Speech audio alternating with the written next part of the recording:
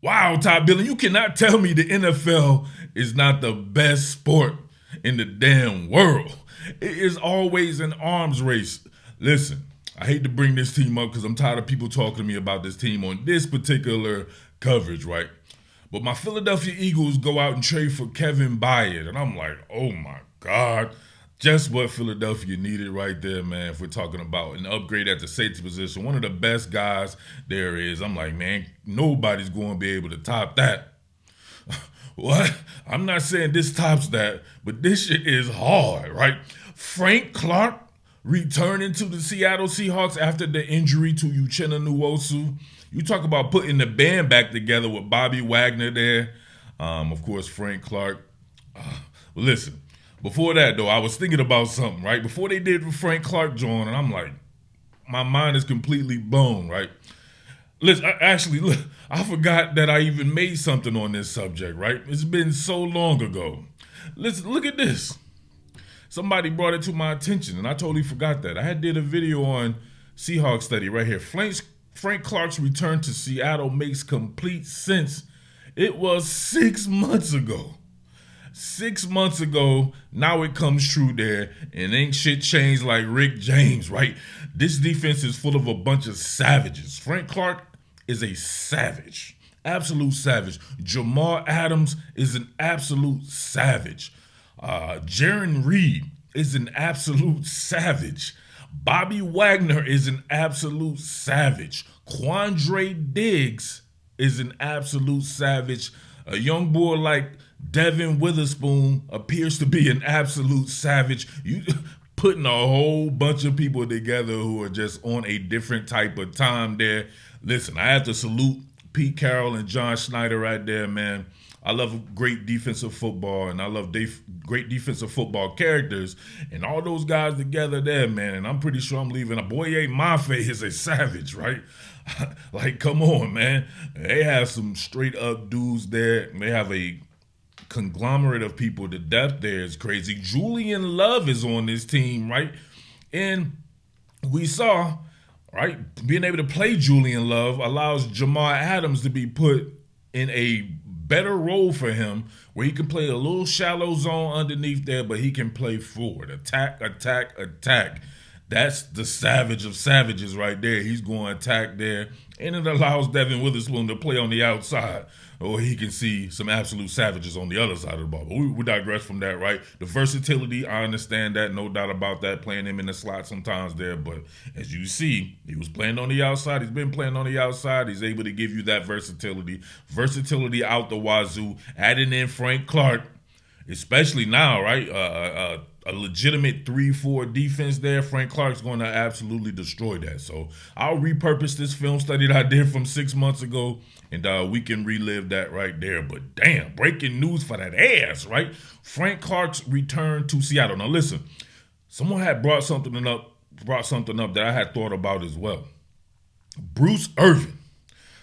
I love me some Bruce Irvin, man. That was definitely one of my favorite players right there, right? He's bounced around the league and all that. I watch him no matter where he was at. I love his style of play, right?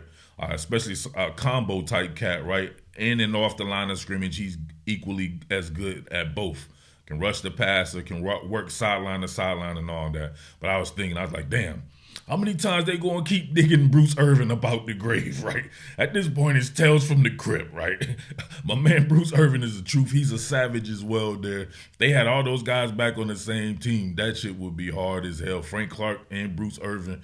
You never know how these things work out there, but there you go. So people were talking about elevating Levi Bell. Actually, I talked about elevating Levi Bell. I'm not sure if that's in the cards now. But Frank Clark, you can't argue with no shit like that because Frank Clark, one of the best out there doing it. And he can get after the run. Of course, he can get after the passer, plug him straight up. He is that dude. So let me know what you think about that, man. Let's bring this film study back like right now.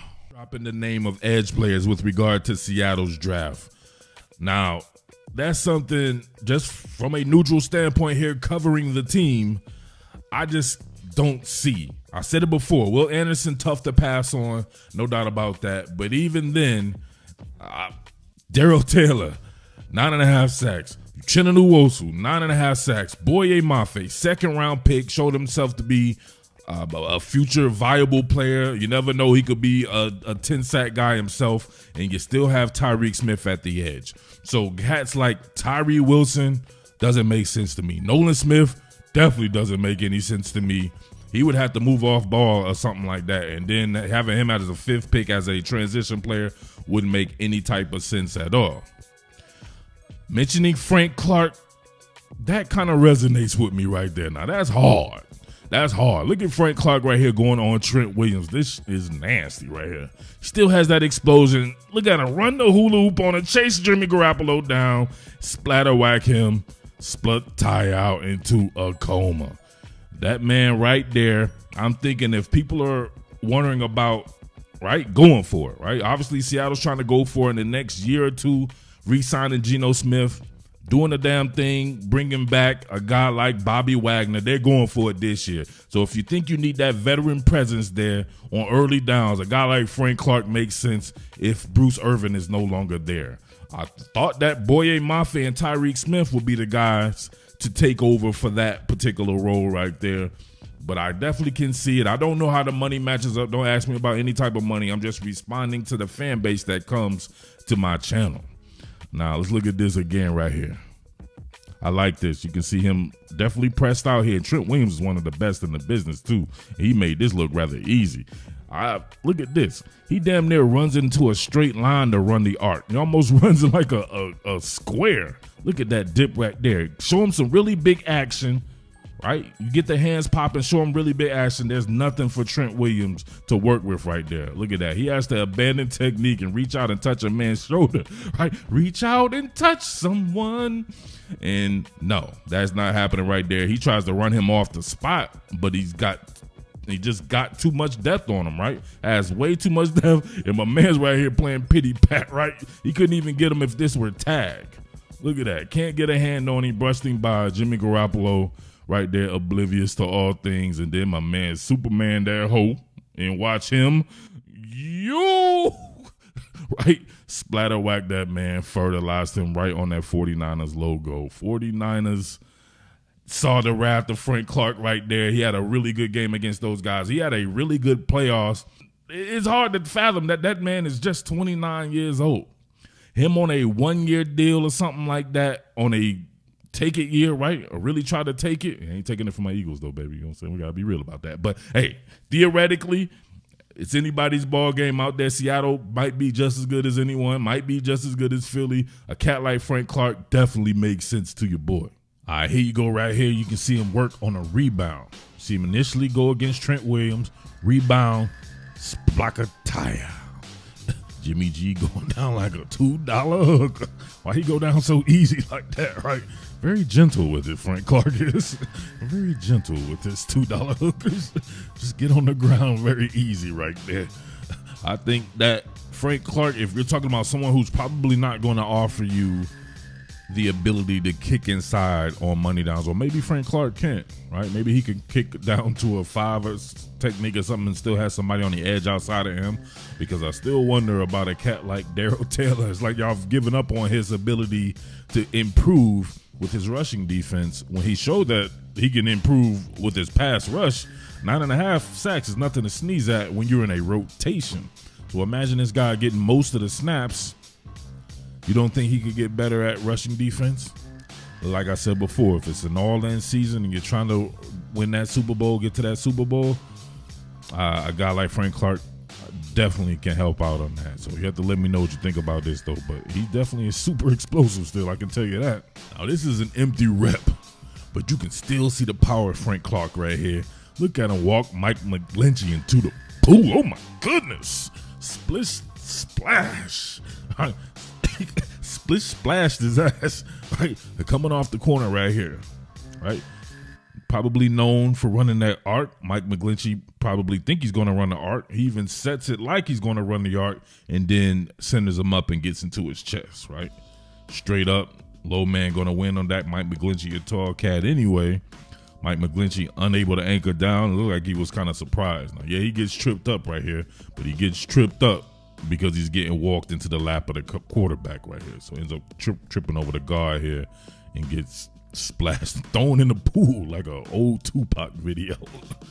like a video vixen in an old Tupac video. He thrown in the pool right there. So listen, I just have to know from the people out there, Frank Clark, does it make sense to go for another edge player when you have probably 4 viable options?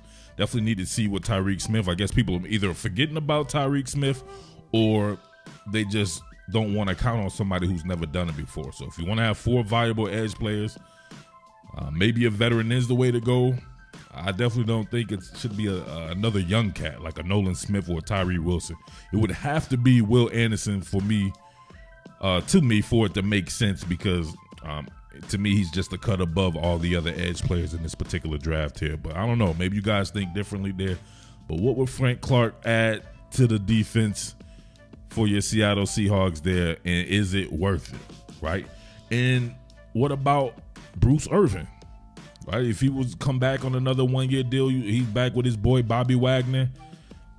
Does that make more sense? Why is Bruce Irvin not? You remember he looked pretty good to me, right? And he was coming off of not playing. So now he's getting a year under his belt playing again, get his sea legs back. Maybe Bruce Irvin needs that call more so than even a Frank Clark. So he already played in the defense, understands the new scheme there. I don't know. Let me know. I wish I could put up a poll, right? Would it be Bruce Irvin, A, Frank Clark, B, or one of those rookies as a C? Which way you would go with that, right? For the people who watch to the end. Real men watch to the end and then comment, right? It's your boy, Mid-Atlantic Merv. Just having a little fun out here, all right? Salute to all the boys out there, man. Top Billin villains who support your boy. No doubt about that. With that being said, strike the band. What more can I say? Top Billin.